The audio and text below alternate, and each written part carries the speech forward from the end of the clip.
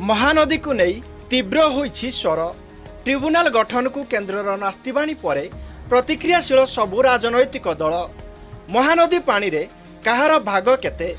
ओडिशा और छत्तीसगढ़ महानदीर पानी को किभली बांटिबे?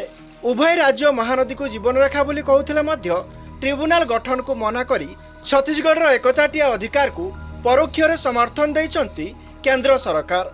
आंतरराज्य ट्रिब्यूनाल गठन होइतिले एभली एक स्पर्शकतार मामला रे समाधानर बाट बाहरी थांता, किंतु युग्म नियंत्रण बोर्ड गठन करने को केंद्र सरकार बाड़ीथिबा जुक्ति को विशेषज्ञ माने ग्रहण करी नाहंती। ओडिया कि ओडिशा लोक को एमती भुआ बोली पारिबन तमे।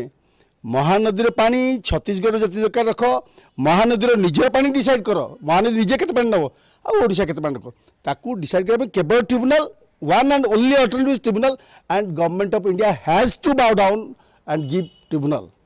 सुप्रीम कोर्ट रे 11 तारिख अच्छी मु भावुची ओडिशा सरकार प्रतिपक्ष रखिए, सुप्रीम कोर्ट डिसीजन नब, ट्रिब्यूनल हम एटा दुईमत हबार किछ नै। आंतरराज्य नदी जल विवाद आईन अनुसार ट्रिब्यूनाल गढ़ा को राज्य सरकार सुप्रीम कोर्ट रे मामला करिसंती। केंद्र सरकार सत्यपाठ जरिया ट्रिब्यूनाल गढ़ा को प्रतिश्रुति देले, हेले 4 मास परे निष्पत्ति बदली गला। ओडिशा सरकार को दोष दे आपस बुझामणा जरिया समस्या समाधान करने को परामर्श देले। यह द्वारा केवल ओडिशावासी को नुहे केंद्र सरकार सुप्रीम कोर्ट को मध्य ठकीछंती। यह विरुद्ध में ओडिशा सरकार बलिष्ठ जुक्ति बढ़ा प्रस्तुत होउछंती। 1956 धारा 4 उपधारा 1 अनुजाई प्रस्ताव पाइबार 1 वर्ष अर्थात 19 नवेम्बर 2017 सुधा केंद्र सरकार महानदी ट्रिब्यूनाल गठन करने को आईनित बाध्य, किंतु 19 तारिख जाई डिसेम्बर 6 तारिख है सत्यपाठ दाखल करी से कहउचंती जे ओडिशा तथ्य देला नहीं कि सहयोग कला नहीं।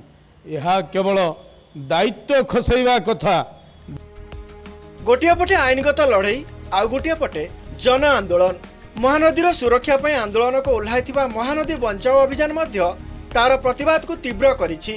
आसंता 18 तारिख रे सबु दलर नेतांकु नै दिल्ली रे हेबो महासमावेश। भुवनेश्वर जजाति महांती और देवाशीष बेहुरांक रिपोर्ट, MBC न्यूज।